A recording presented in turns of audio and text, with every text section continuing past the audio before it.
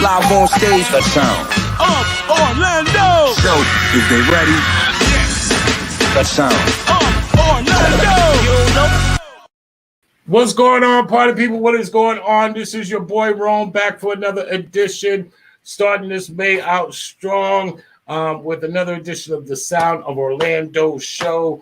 I like to say thank you throughout the weekend. People have been copping shirts left and right, as their testament and document of this happened in our city. And we are representing hip hop strong. We're representing the hip hop culture strong. And so people have been buying up the shirts, man. Salute to everybody that is bought not only from here, Tampa, and all over the country. It's just a blessed day. As you can tell right now, I have a brand new version 5 shirt that I just got in the mail today. Feeling really good about it, man, because it just says it all, man. It's, we're trying to put ourselves on the map in a real way, and thank God for all that. So we're happy for that. Shout out to everybody in the city, man. We love y'all, and thank you for supporting the show.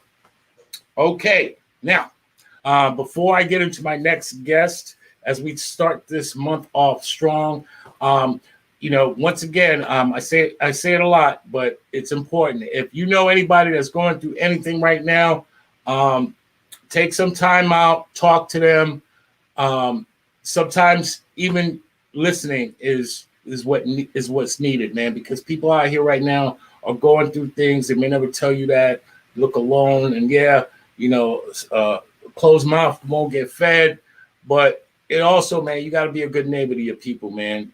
Don't just let people, because it ain't your problem, it ain't your business, and all that shit, man. Sometimes, man, reaching out and just say, hey, bro, I'm a friend, man. If you ever need to talk to somebody, that goes a long way, man. Shout out to all my peoples out there that know what I'm talking about. Now, man, this next guest I got coming on tonight. Woo-wee!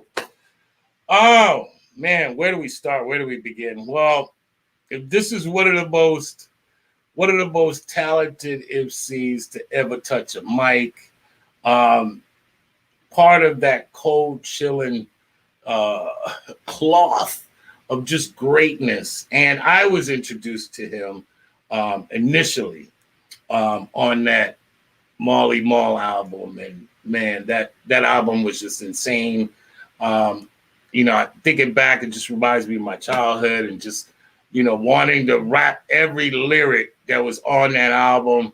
But how could I not say the symphony, which, you get your fellas together. Everybody wanted to be Big Daddy Kane. Everybody wanted to be Cool G Rap. And, Masta Ace just came in there, man, and just bodied it from the beginning of the record. And it was just a great shout out to Craig G. And, and he's been nonstop, man. He's been putting out bangers nonstop since he was introduced to the world.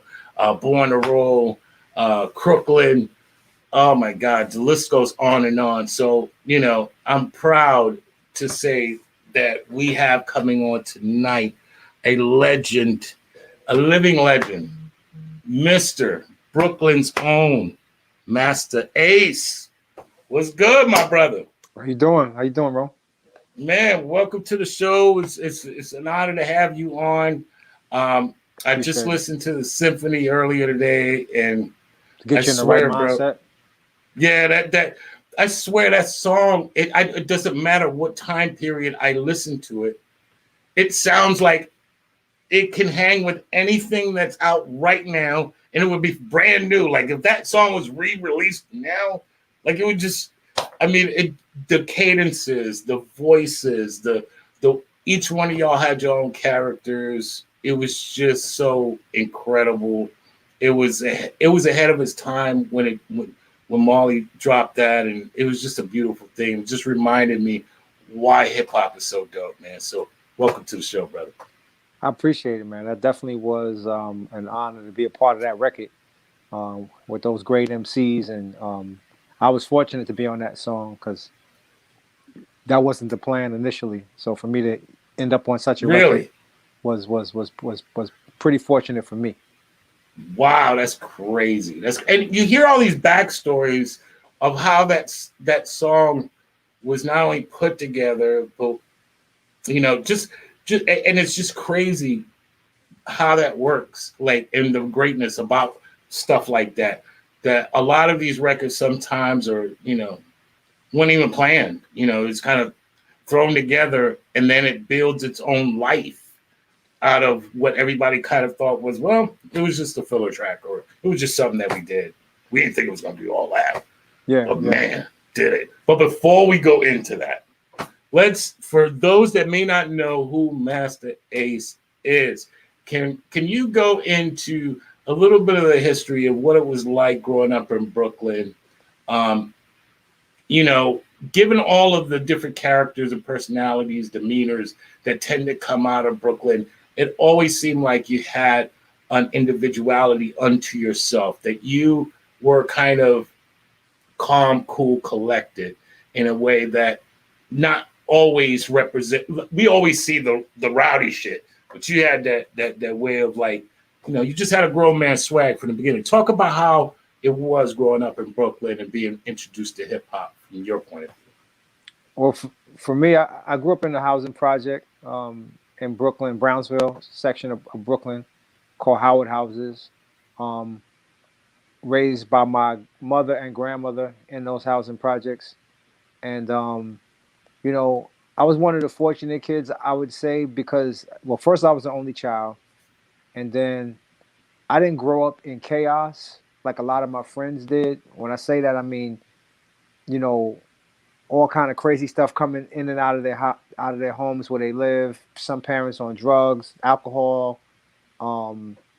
So it was like it was a good building to be. Yeah, grow that's probably why I'm calm and collected, because I didn't grow up in chaos. I didn't grow up in fighting and arguing constantly, and domestic abuse. Like, none of that was around me. I was just surrounded by love from my grandmother, my mother, and that shaped me into who I became ultimately. I was able to just kind of focus on schoolwork and being a pretty good student, and I would play in the neighborhood, and we played all kind of different sports: baseball, basketball, football. Swimming pool was right in my housing projects, right behind my building, so spent a lot of time in the swimming pool. And probably when I was, and this was in Brownsville, right? This was in Brownsville, and right in my house. Everything was right there in my housing project. And then probably when I was around 12 or 13, and disco really was ruling the world. Some of the older guys in the neighborhood would start to bring their music systems out to the park in the summertime and set up speakers and turntables and play music. And so, as a young kid, I would go down to the park. I was able to go down there until what we call the street lights would go on. Right, absolutely. And so, I had to stay outside the fence though. So all of the older kids were behind the fence, dancing and talking to girls, and smoking weed or whatever they were doing. Some dudes were shooting dice over on the side, but I was a younger kid. But I would climb the fence and just get high enough so I could see down and see everything that was going on, and that's what I used to do. And those days with the disco music playing, those were really my first introductions to hip hop, to the culture that eventually became hip hop. Right. And that's amazing when you're talking about the idea that there is a night and day in a Brownsville, Brooklyn, which is really known as one of the toughest parts in Brooklyn, if not the toughest. You got your East New Yorks, your Bedford-Stuyvesant and stuff like that, but in the Bush. And you said it molded you. You were able to go to school and concentrate on things that helped you. Did you see a lot? Did you grow a lot seeing other people not having that and realizing those contrasts in that? Absolutely. There were kids in my neighborhood whose parents were alcoholics and drug addicts. There were drug addicts in my family as well. On my father's side, there was a lot of alcoholism, drug abuse, and things like that. And for that reason, my mother chose to kind of keep me away from that side of the family. So I didn't really even though my father and his entire family lived literally on the other side of that projects, a short walk away. Um, Once I hit probably around 7 or 8 years old, like I didn't see them anymore. I remember seeing them all the time when I was like 3, 4 years old. In fact, my father's mother, my paternal grandmother, used to babysit for me a lot of times. But then things like I think my mother saw things that she didn't like, and she didn't want her child exposed to those things. And on the one hand, I could, as an adult, I could say, wow, she kind of um, sort of kept part of me away from me, part of my life away from me that I maybe could have gotten to know those family members a little bit better.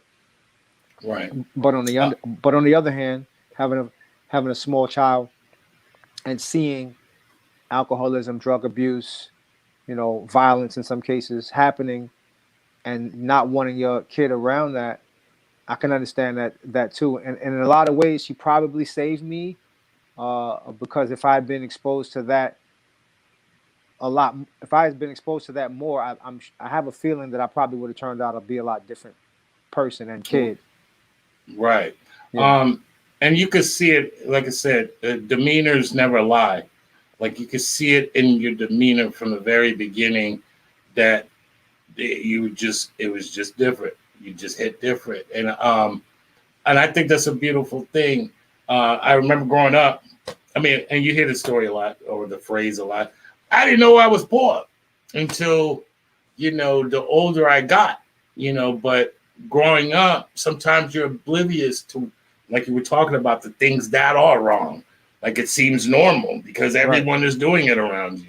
And so you don't know any different. But it's a great situation to be able to know the contrast, and have those colors to see, okay, well, boom, if I live like this, or if it's outside of my home, so I actually got to go outside to see it. But in my residence where I live, I can actually feel like a human being and not, sometimes like, man, it's tough out there, man. Shout out to my man Thunny Brown on the check-in. Knowing about that Brownsville like that, it's tough, man, and it brings out certain things within you that, sometimes you can't put back in the tube. I will say this, that neighborhood, what it did do for me is it gave me an edge, an edge that I carry with me. I feel like I walk around a little bit on guard at all times. People always talk about my frown line, which I'm not, purposely frowning, but in that neighborhood, one of the ways that you protected yourself from being approached or messed with was just your demeanor and your facial expression. And, you had to walk around at all times with it looked like, you better not mess with me. It's going to be a problem if you mess with me. And, I carry that, to this day. And when I'm around people that I don't know, I'm very cautious. I don't say a lot. I'm very observant to these new people. I'm listening, paying attention to how they move, what they're talking about, side conversations. I'm watching everything. And all of that is because of my upbringing in that neighborhood. Because at any given moment, something could happen. If I go to a party or a club, I'm watching everything in the room. The music is playing, everybody's having a good time, and I'm watching everything. I'm watching, some guys way on the other side of the room that are having a heated conversation, and I got my eye on that because that might turn into something, and guns could start coming out. So I'm watching that. Isn't that fucking Looney Tunes that today, no pun intended, go chillin', Warner Brothers, but it's loony that to this day, another pun, to this day, we are still dealing with this. Yeah, we're still dealing with. We just had somebody shot this weekend, Saturday, leaving the club, going, literally just trying to get to the car. In some instance, like normally people would say, "All right, hey, what you want to do after the club? Let's go to a Waffle House, or let's go get something to eat, or let's smoke a blunt, whatever." Right. But to your point, you can't trust none of that now because you're kind of in this world in which the moral standings of, I'm not going to say the majority, but there is a powerful minority of people that seem to always be at the right place at the wrong time, Right. to have some issue, some insecurity, some method to want to take out someone that looks like them. Yeah. It bothers me to the core that continues to be our pattern as a people, especially with everything going on out here in this world with Right. with this country. I would have, you know, the ease with which dudes pull out guns and shoot people that look just like them amazes me when you got white supremacists marching in the streets talking about, keeping black people oppressed and going back to slavery and all of this type of stuff. And none of those guys ever get guns pulled on them. It's honestly, it's baked into who we are as a people because of the way this country was constructed and the way we were oppressed for that many years.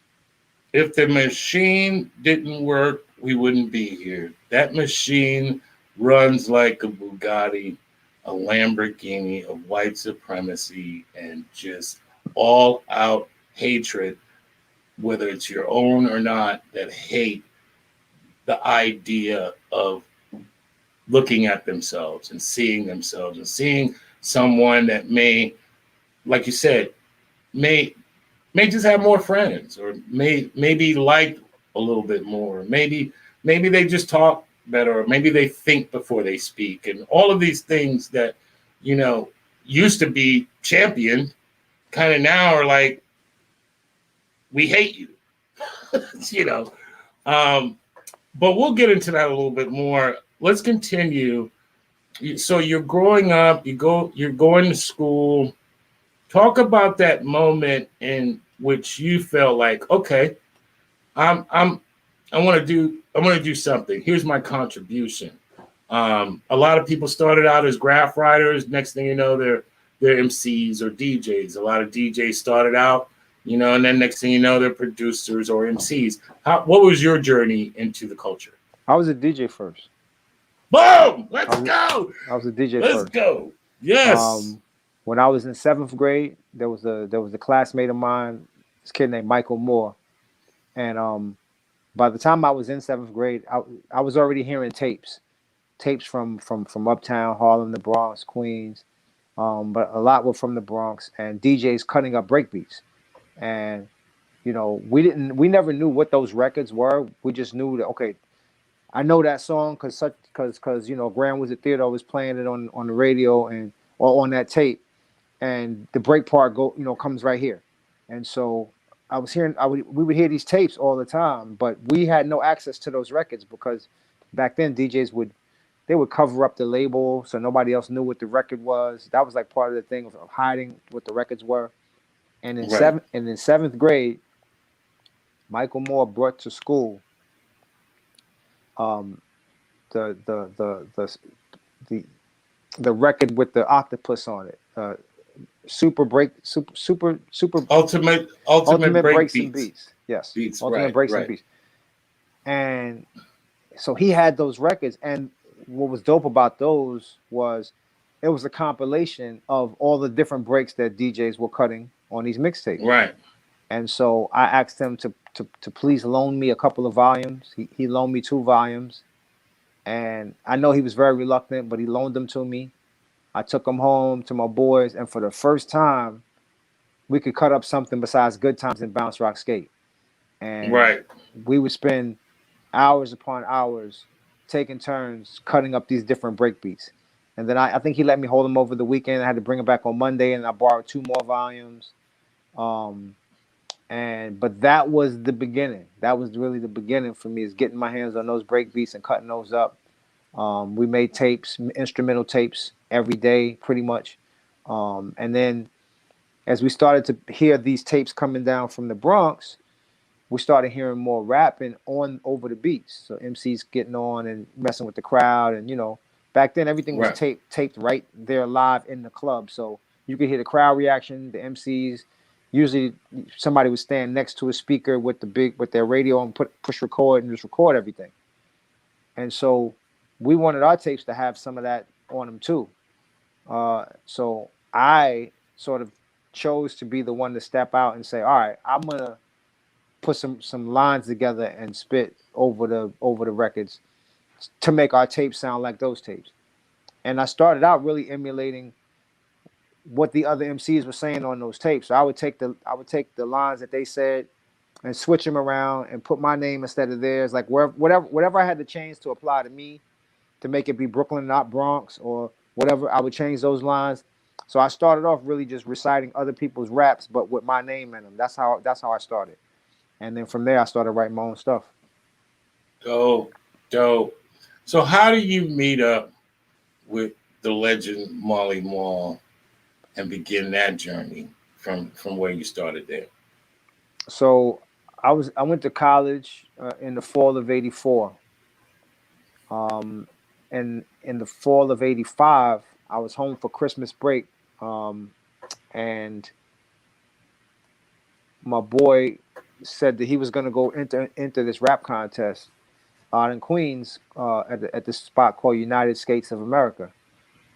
So I said I'll roll, and I went out there with him, and I entered the contest as a solo MC. I had never done anything solo before. I had only performed with groups. Like I had a group in high school, a bunch of guys on the football team, all of us, and we had a group. We won a talent show in high school, but I'd never been on stage by myself in front of an audience.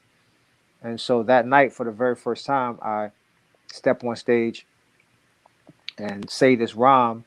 I would say that the rhyme was Lottie Dottie esque. It was influenced by the Slick Rick Lottie Dottie song about a girl, but I made it my own. I put my own story about this girl, and it was a little sexcapade kind of thing. And Right. back then, you didn't have to say no real X-rated stuff to get a reaction from the crowd. It could be very almost like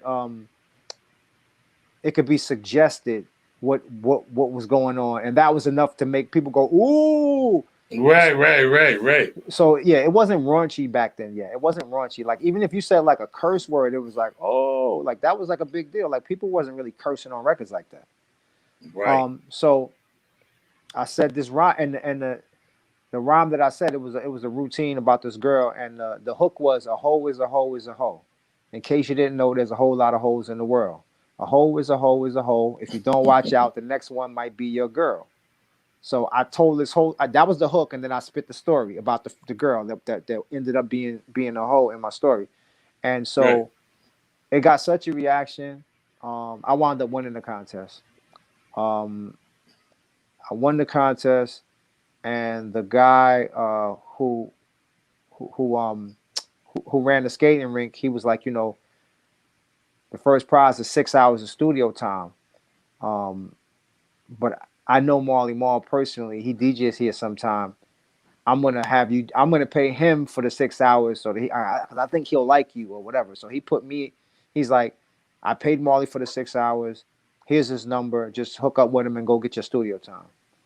And I didn't meet Marley until that following summer. I call him at least once a week, if not twice a week, all those months from January all the way until probably July or August. Kept calling. Wow. And then finally, his sister, who would always answer the phone, and after a while, she got to know my voice. She knew my name. Hi, Ace. He's not here. And then I think one day she just felt sorry for me. She's like, you know what? He don't actually live here no more. Here's his real number. Here's his real number. And so she gave me his real number. Man. And I called him, and I was very, very adamant, like, yo, you owe me studio time. I won the contest. I need my studio time. And he's like, all right, meet me. He told me to meet him at Queensbridge Projects, which is hour or so train ride from Brooklyn.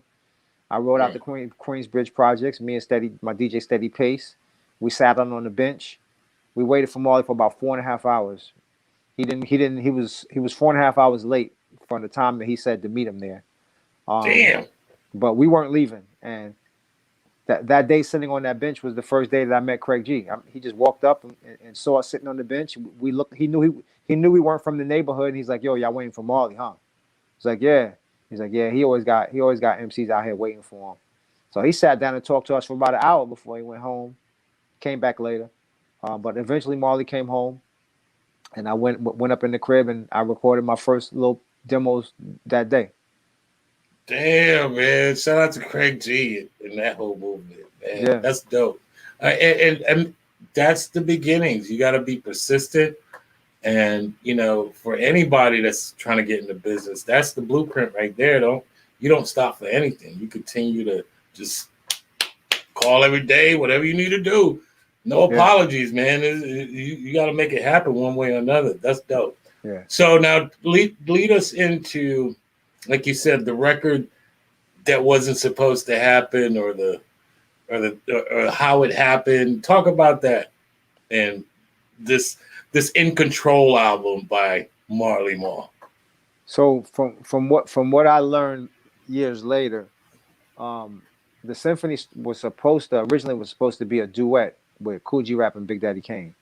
Right. They had done like a mix where they went back and forth over Kane's beat Raw, and everybody went crazy over that. That was never a record. That was just something that Marley recorded and then played on the radio. And so everybody was like, "Oh man, we need a song by," people wanted to hear a full real song with G-Rap and Kane on it. And so Marley's like, "Oh, this is a perfect opportunity for me to put this on my album and really, really, set this album off. I'll get a duet with G-Rap and Kane." So the day that we shot the photos for Marley Marl in Control, you'll see us on the back next to the plane. All of us were there. But that same day was the day that the symphony got recorded. I overheard them talking about going to record one last song for Marley's album. I found out years later that Craig kind of muscled his way in on the song because he heard that they were doing it. So he kind of went to Marley and said, "Can I get on the song too?" And so I guess Marley asked Kane and G-Rap if they were cool with Craig getting on it, and they were like, "All right, I heard a couple of his joints. Craig is dope. All right, cool."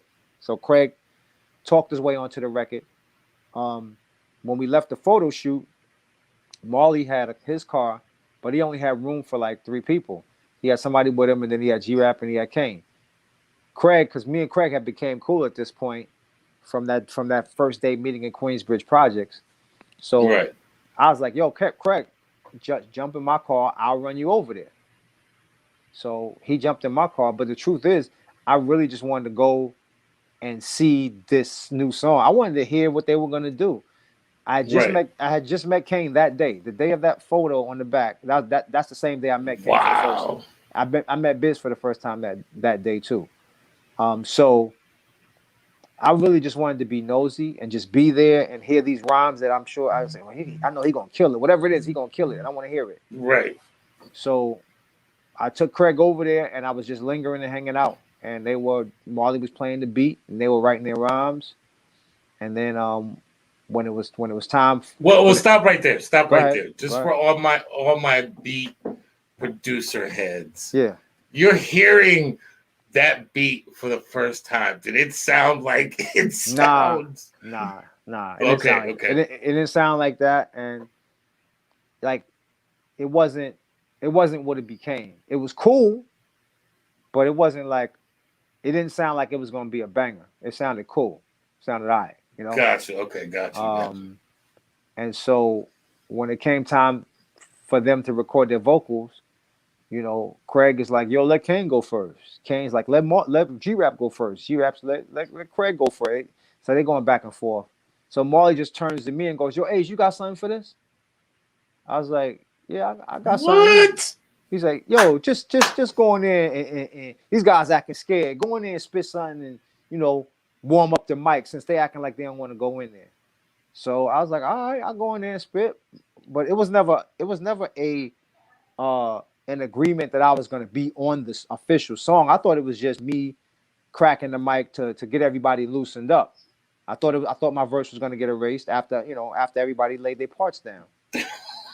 And so Now, either you're just an insane genius, or to your point, that was just an act of God, because the words that you said literally could not be taken off that record at all. Like, what? Listen, I mean, that's the opening of the door to the T. Like you said, they were scared. They don't want to do it first.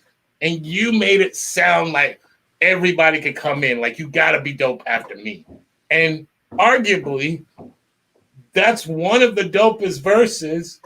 You could have done that by yourself just as well as Kane could have done it by G-Rap. Like, it just stood on its own, like you always were meant to be on that record. Like you're saying, the opposite happened. Hey, we want all of you on the record. That's amazing. That's completely amazing. So it sounded so comfortable. The backstory to that whole day, I didn't find out until 30 years later. I never knew any of this until recently. Apparently, when Marley sent me in the booth, Kane and G-Rap had a sidebar. He's like, yo, what's up? Wow. Who's this dude? How you throwing him on the song? Like, this is supposed to be a duet, not Craig on it. Now you throwing this guy on it.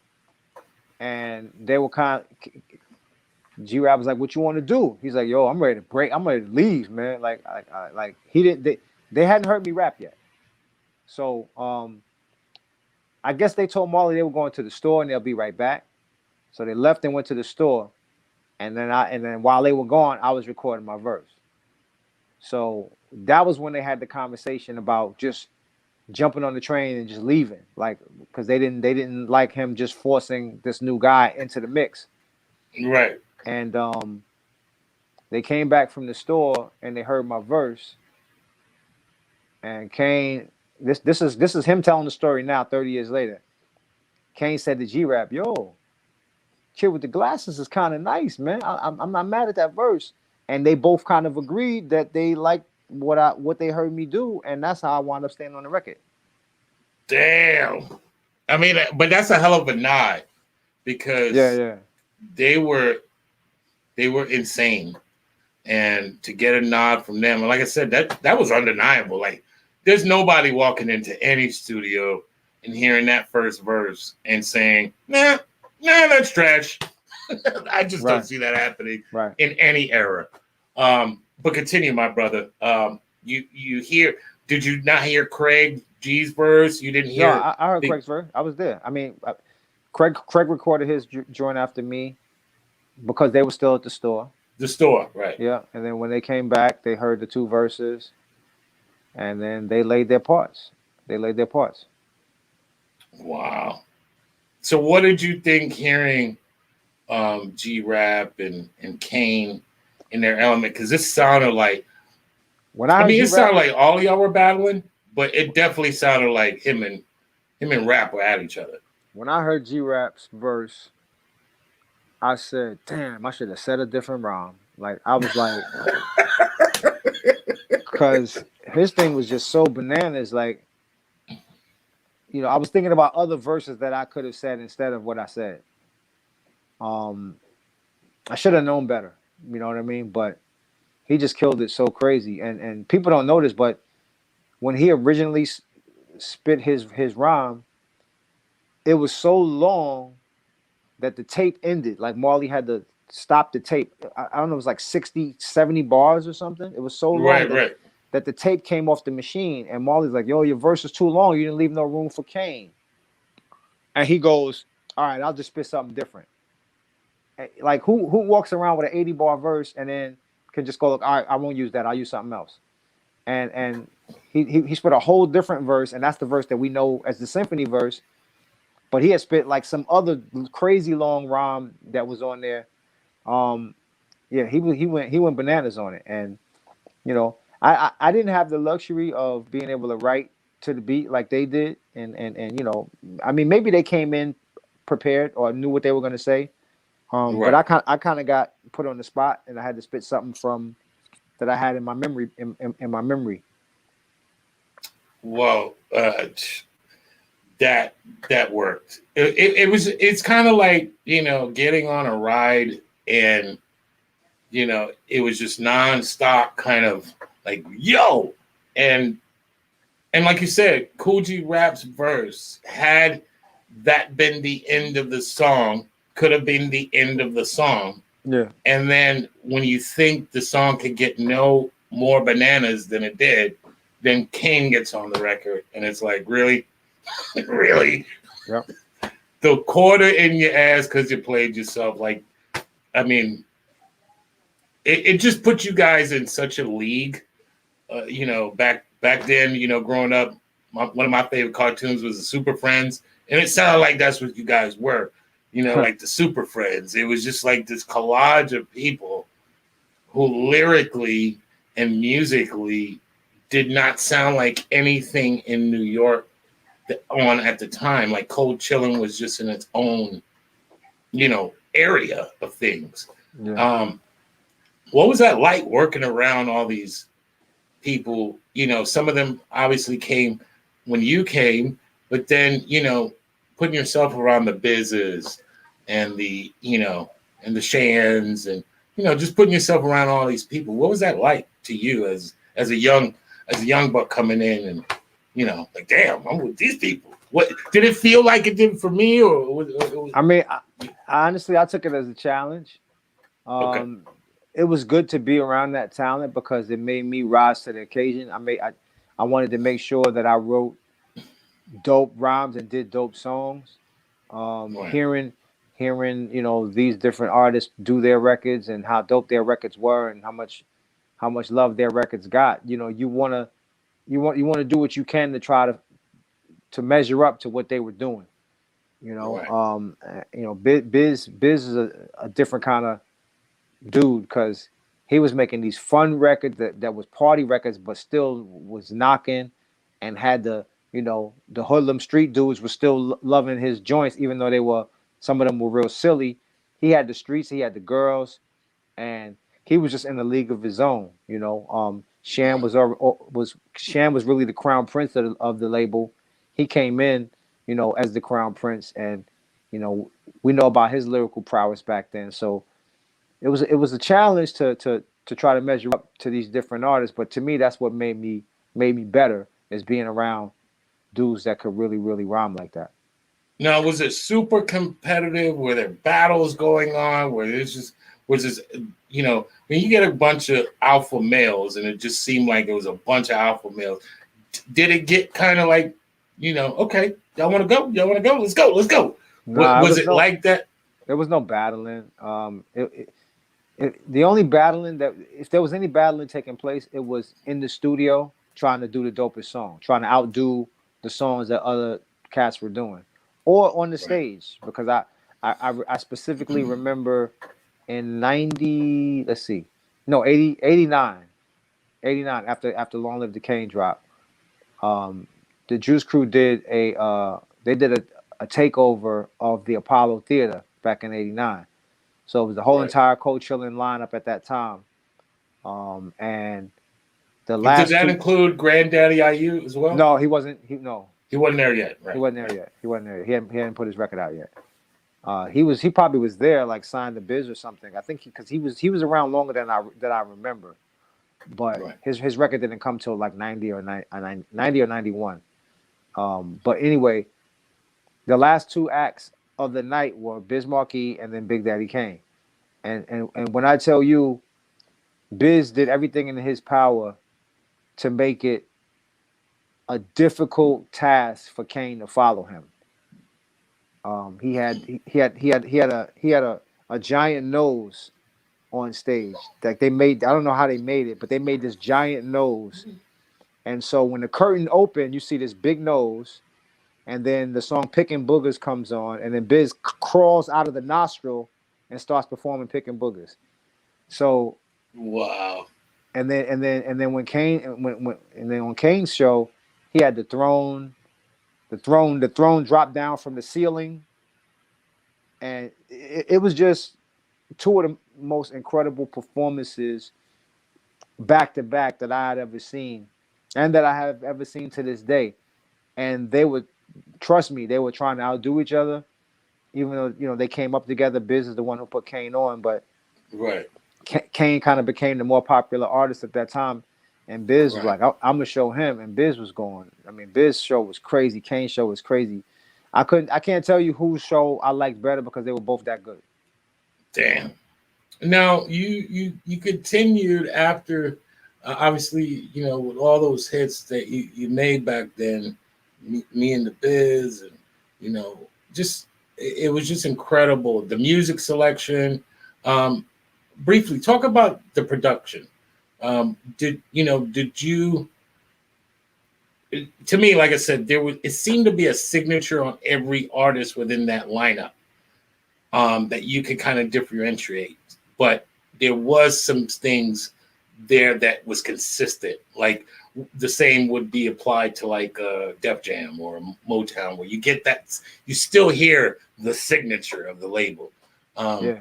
What went into creating your debut album and those things? A lot of those records, I want to say probably 5 or 6 of those records were records that I brought from my house that were in my mother's record collection that I bought to Marley, including my 2 songs on Marley Control. Those samples were all samples that I brought to Marley, and I was like, I want to rap over this. I didn't tell him how to make the beat or hook it up. That's where his genius comes in, because he takes the sample, he hears your vision, and then he comes in with his drum machine and his hi-hats and his 808s, and he turns it into something that you never could have imagined. And so I would say 5 or 6 of the records on my debut were records that were directly from my mother's record collection.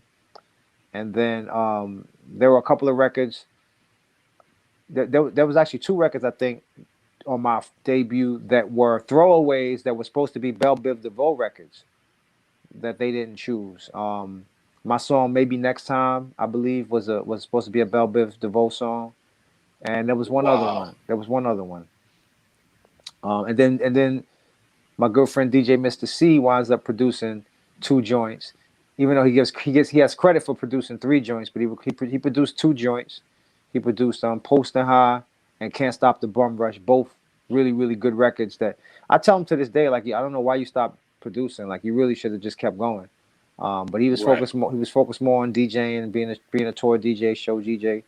But I think he missed his calling a little bit. If he had kind of stuck with the production, he had a good ear for beats, so he could have really, really kept going.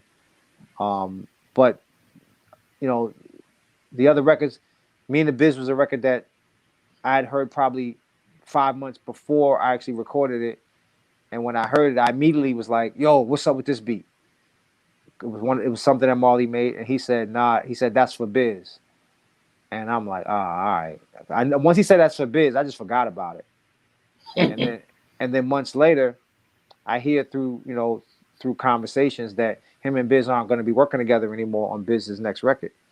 And I said, well, what about that record that you did for Biz that you said was for Biz?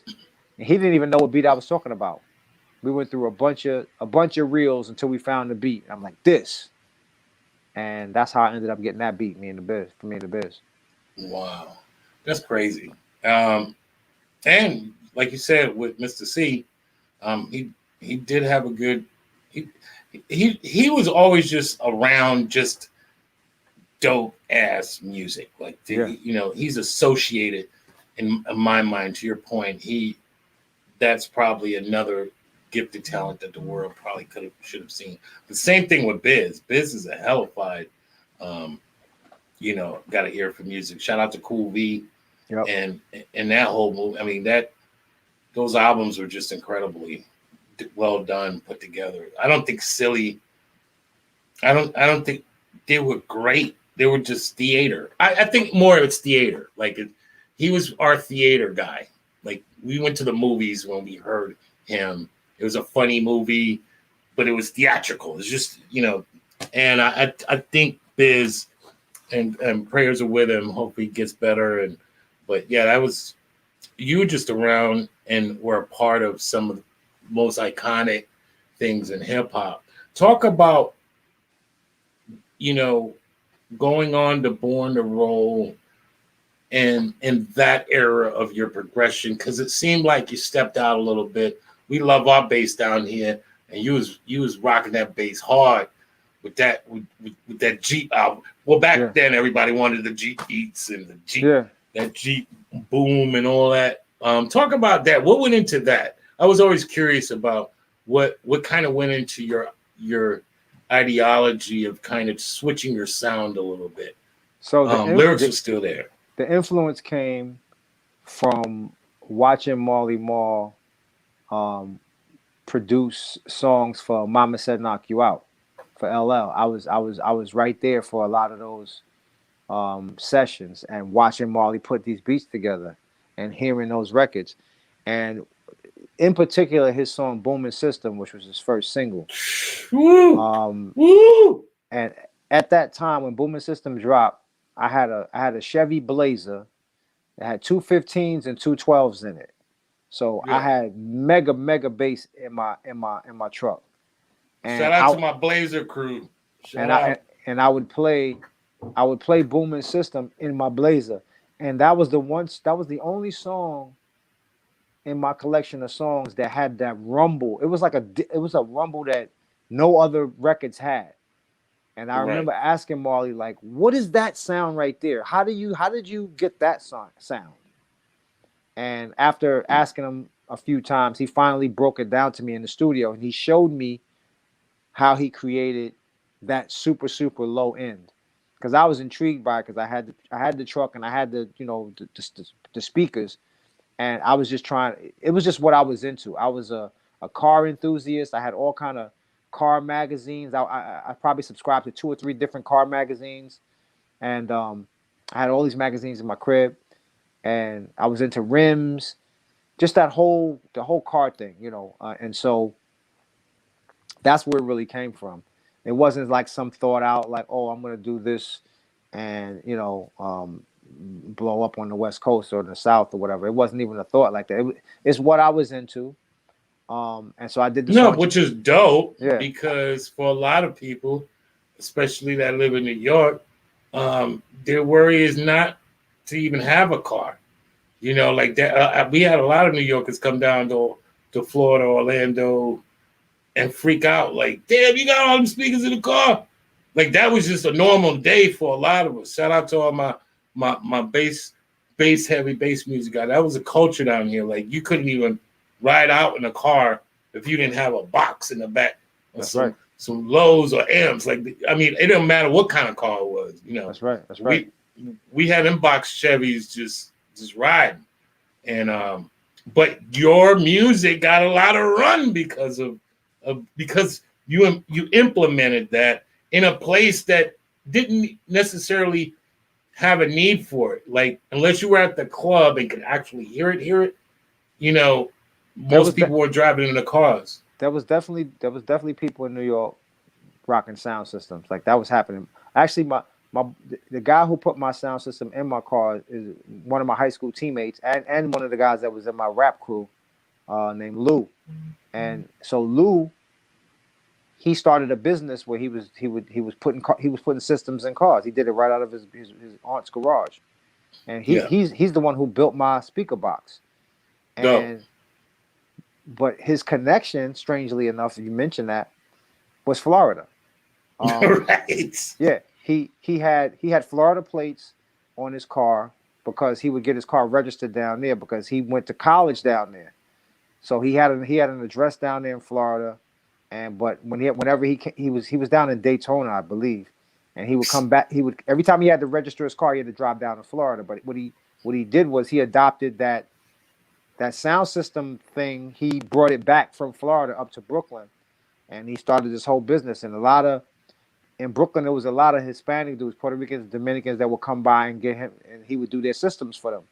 Right. Because he was doing them at a crazy level. So that's when I think about it, there was a Florida connection to the whole thing. Yo, I mean, look, we don't like to take credit for too much of everything, but that shit right there, bro, trust me. When you said Daytona during that moment of your music coming out, we were known for Black Beach Week. this is before Atlanta. Yeah. And what was going out there, like that was the main spot. And A1A, they ride up every car. It was from Orlando, Tampa, Jacksonville. They all ride up that one strip, bro. And the music was just loud. And it did seem like we were the only place out here that focused on that, because it wasn't really about switches and hydraulics, Right, as much as it was about trues and bows, rims, and sound. LA had hydraulics, and we had the trues and bows, rims, and we would convert anything. We make anything sound like a damn club. So yeah, that's dope. I mean, yeah, he went down there, seen how it was done, because back then that wasn't normal. right. Like, like hip hop, that culture came from the demand of, like hooking up shit that wasn't meant to be hooked up. They would take crazy shit, hook it up, and create this wave. And like you said, that rumble, man, all you hear is metal. Whenever that bass drop, it's crazy. Yeah.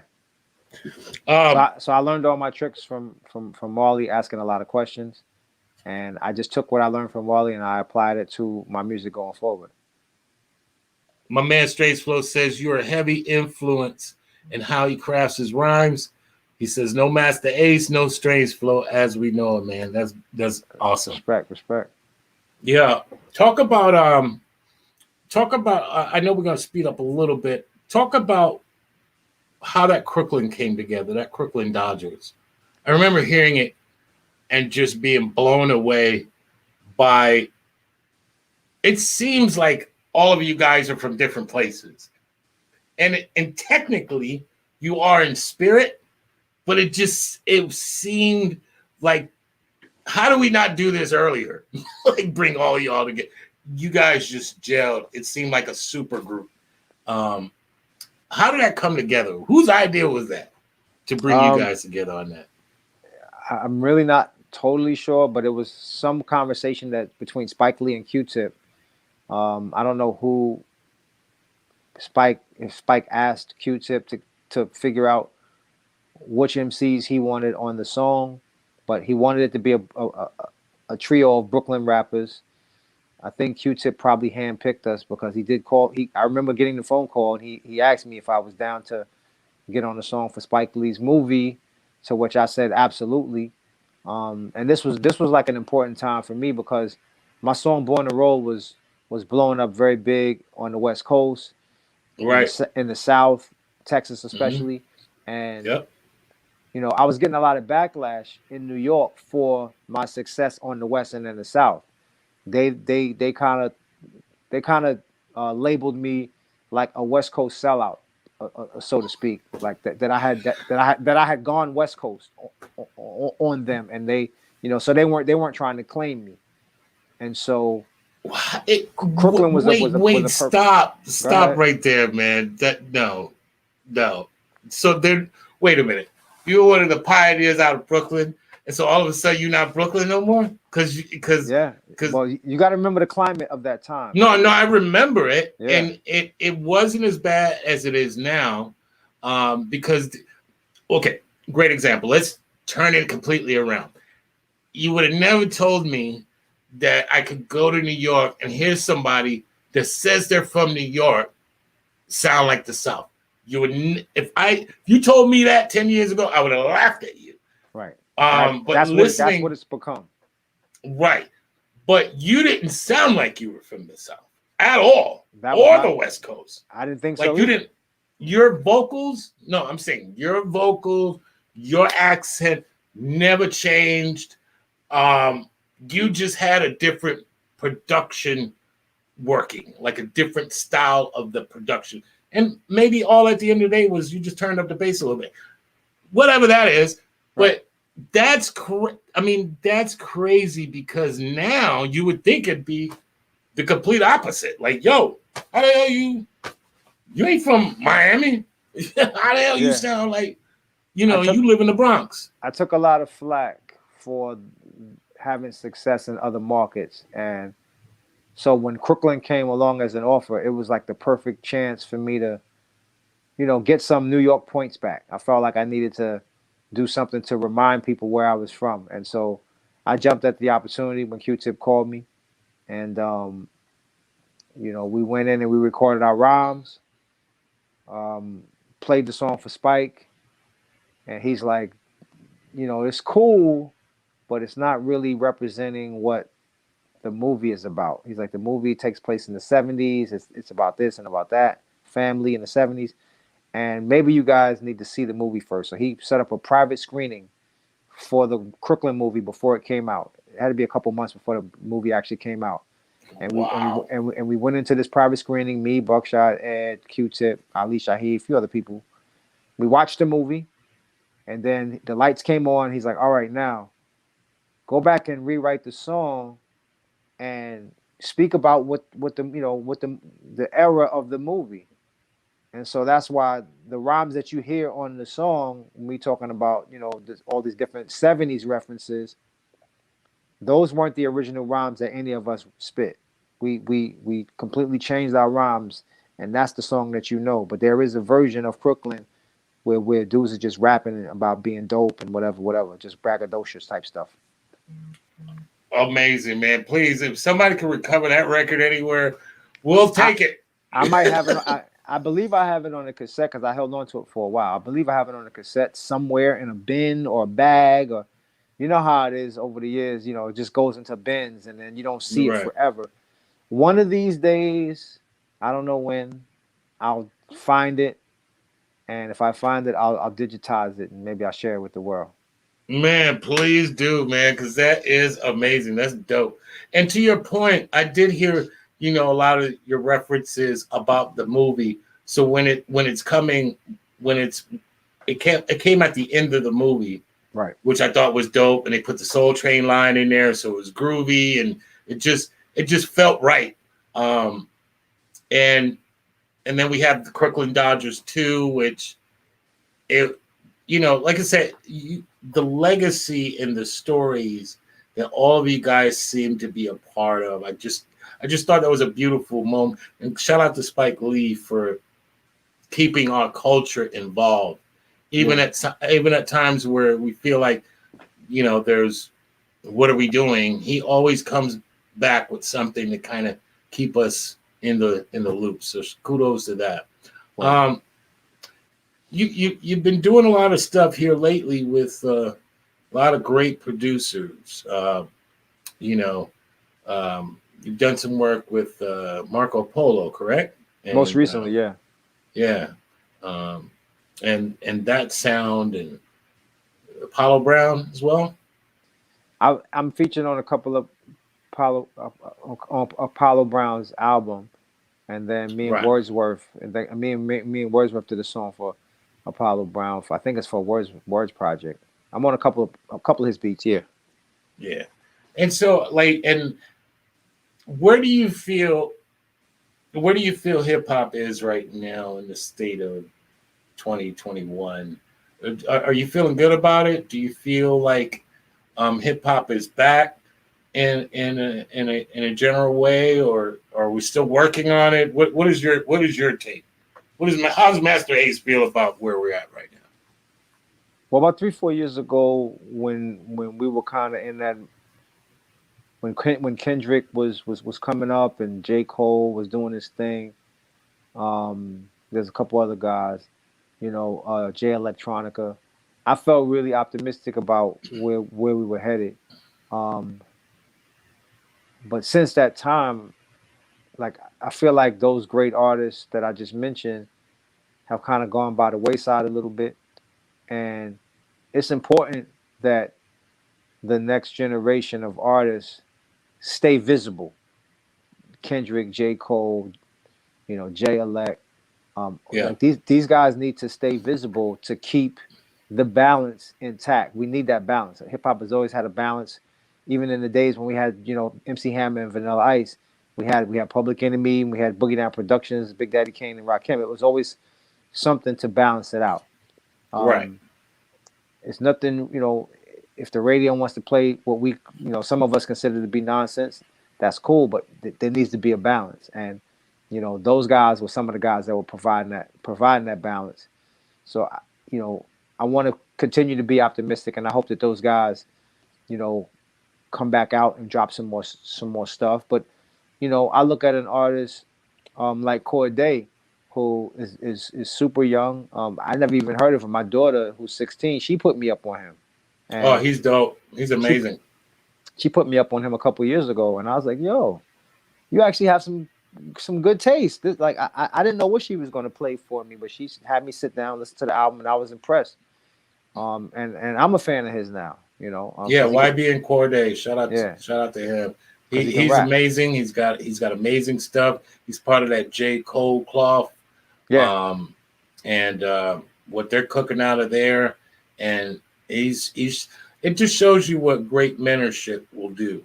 Like, the plan that's working with J. Cole, they're obviously going to speak in, like you say, your daughter's generation, or my son's generation, which is good. We just need to continue to know their language as well. I think, just like we have to teach kids language, and I was supposed to teach my kids Spanish, and I can't. I mean, I couldn't, because my generation, how I learned Spanish was different. Couldn't right. go in the house and speak English, but I wasn't doing that to them.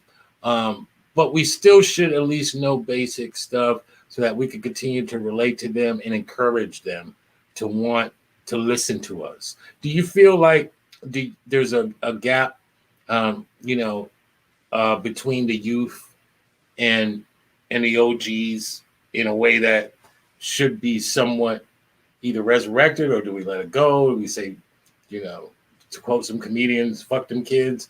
Like, where do we go at the end of the day when we see this gap largening? Like, you guys are old, you don't know what you're talking about. Yeah, we do. There is a gap. There is a gap. There's always been a gap. There was a gap between my mother's generation and mine. Right. They didn't understand hip hop. Period. They're like, "What's all this hippity bebop, bop? That ain't music." You're right. There's no melody to it. Right. So I understand those gaps. I just think it's important to continue to have dialogue. That's the main thing. It's like a lot of guys from my generation, they're just real dismissive about the younger generation. They just think it's all garbage. It ain't worth listening to, and it has no value. And that's not the right way to approach it.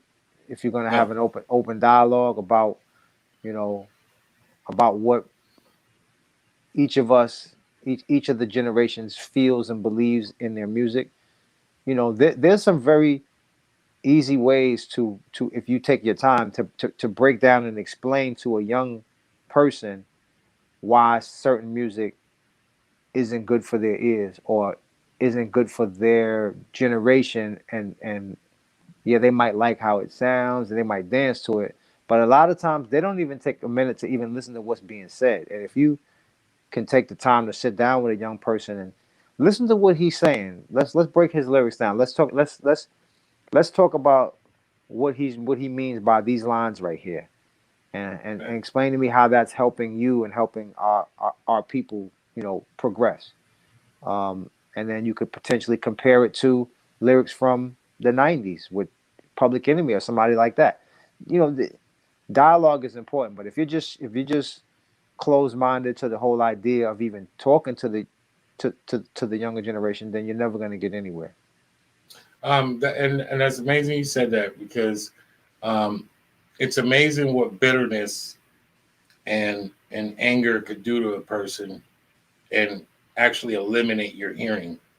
Like, part of getting old, which you never think you get where you're going. I mean, I never thought I'd be this age, but that's neither here nor there. But I do know part of being old is losing things. And like you said, like we were just talking about, the ability to listen. Like, you go deaf to things that are not your age, which I don't think that's good. I don't think that's healthy. I think you can eat 10,000 Big Macs a day, and I believe that would be a lot healthier than the moment you stop listening and you stop being open, the very things that allow us to be youthful. We seem to celebrate the idea of things being small circle, small mindedness. I'm always about my money. Like, if that's the only thing you're about, you're an idiot. You're wasted your entire. You have one job to do on this planet, and that ain't gonna do it, right? Like listening allows people to love, empathize, understand, knowledge, wisdom, all that, but not being able to do those things at any point in your life, in any era, I think it's a premature coffin, walking around, and speaking of that, I just want your take as a human being. We talked about Masta Ace, but let's talk about it as a human being. What do you think of all this shit going on as far as how the world is viewing us? Like you said, we had the Capitol riots. They're still shooting us down. Some of this music is contributing to early deaths, as it did in our era. There's not a person out here can tell me that straight out of Compton and those records, and I love them dearly. Well, there was a lot of robberies on that music with that shit banging loud as hell. There was a lot of murders that happened with that. I'm coming straight out of Compton, and motherfuckers was bailing off. Like, music is spiritual. They're frequencies. It hits you in a different way, and it gives all people different kind of reactions to it. In totality, what say you about the world that we're living in right now, Masta Ace? And if you could see the world differently, what would it be and why? I'll be honest with you. I haven't been very optimistic in the last year about where the world is going, just because I'm seeing things happening right before my eyes where the people have always been sheeple, but I didn't realize the level of sheep that people have become, and I have less faith in mankind than I did maybe a year and a half, 2 years ago. I want to be optimistic, but it's hard. It's very difficult right now. I just hope that we can get to the other end of this dark black tunnel that we're in, and can find light again on the other side. That's my hope. That's my hope. And hope rings eternal. I'm gonna keep hoping, but in the back of my mind, I'm very pessimistic about where our world is headed. And I shouldn't feel that way, but that's what the last year and change has kind of done for my mindset. Right, and and deservedly so. Not all things that are deserving may be right. Some things are deserving and they're wrong. This is one of those moments where, like you said, you love to be wrong, right? Yeah, I want to be. But you deserve to, right? But you deserve to feel that way, given all the craziness we've seen in stereo. As a collective, as a humanity, we all watched this shit. We all got molested at the same time. Yeah. I don't think there was probably we have to probably go back to the 60s to feel that kind of worldwide attack on our spirit that way. And it's just, when you look at it, and I just want to say this, we're talking right now. We're communicating. One of the things that keeps me incredibly like, oh shit, this is real now, is the idea that we're all communicating as a people. Now, you open a door, the wind comes in, and maybe a fucking pit bull will come in. But you got to open the door. And I think we're at that space right now where, yeah, there's some shit that we don't want to hear. Like you said, you're hearing the hate.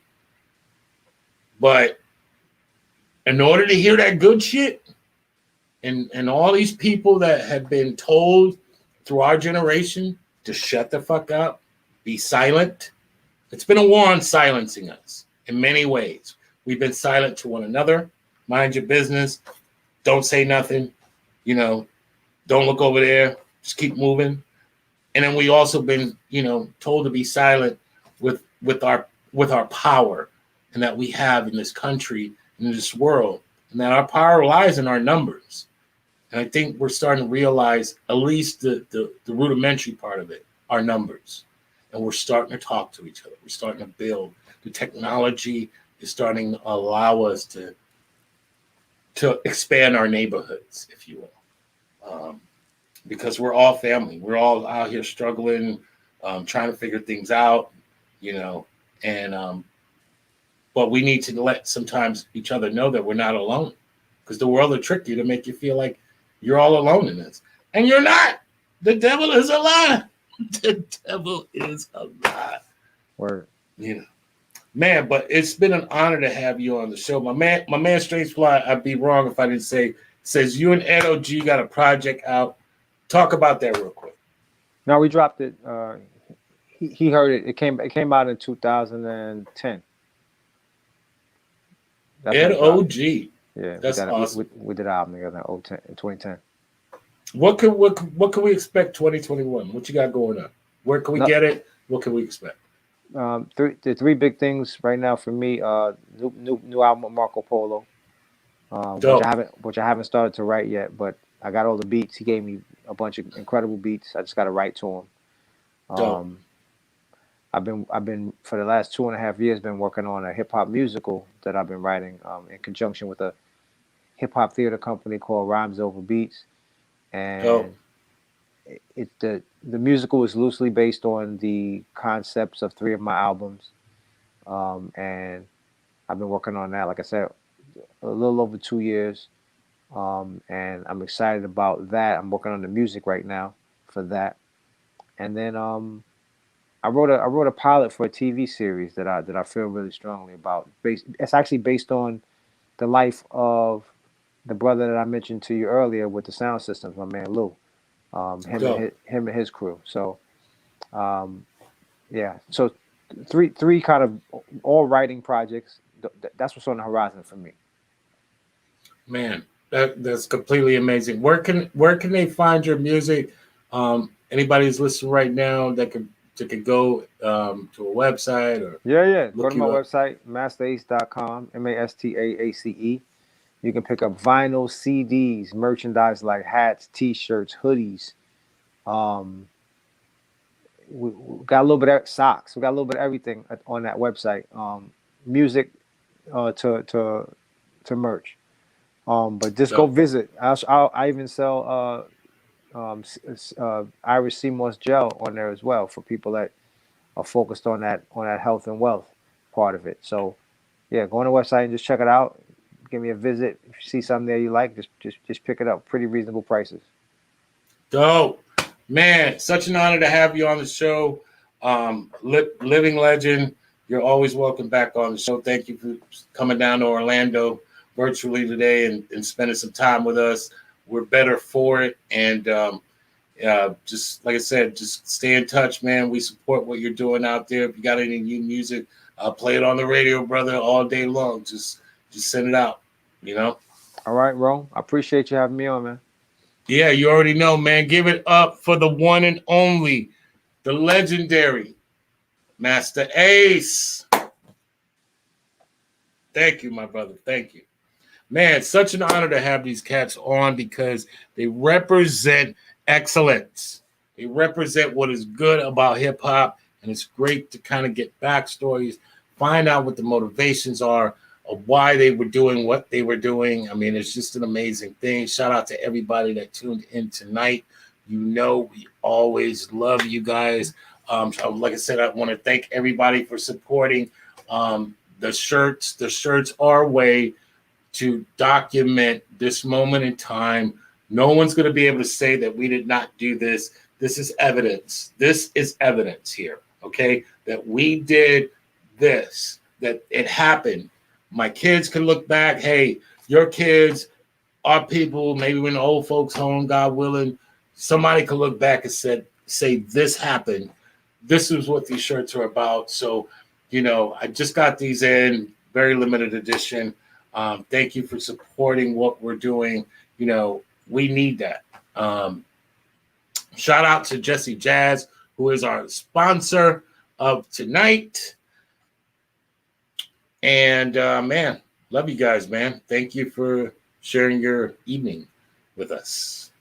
We need that, you know. Shout out to all my peoples. Love y'all. Strange Flow. Shout out to everybody out there, man. Shout out to my man B Love from JVC Force on the check-in. My man throwing down. Let's go.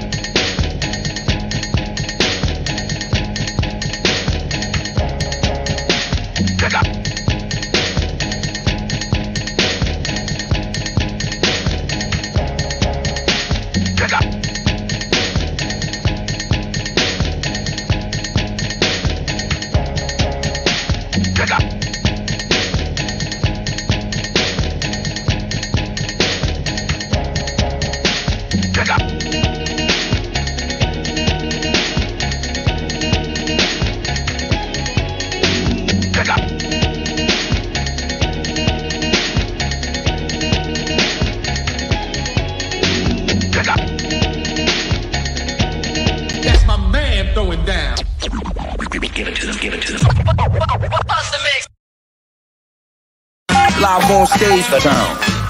Orlando! So, is they ready?